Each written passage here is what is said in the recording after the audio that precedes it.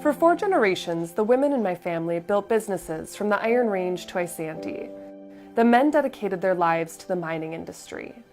Our relationships were never defined by a common political credo. We're held together by unconditional love for each other, our community, and our food. I grew up in Two Harbors, and though I loved this beautiful place, I wanted to travel the world. I longed for a more diverse perspective, and at 13 years old, I petitioned the school board to add Spanish classes.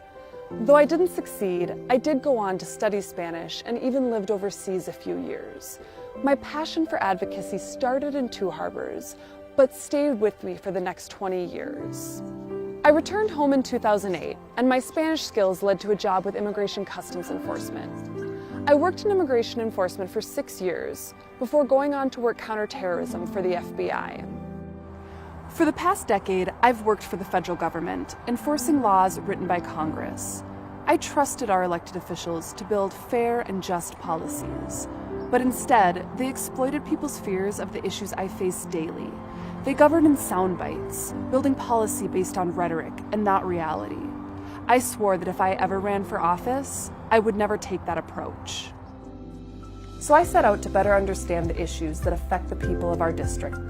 I launched Around the 8th in 80 days and spent this summer driving across our district, traveling 7,000 miles across 18 counties.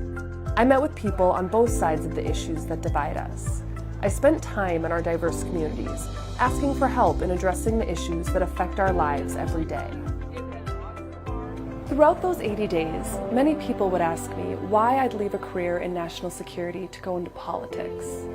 The truth is, our nation isn't secure when 1 in 5 families doesn't know when their next meal will be.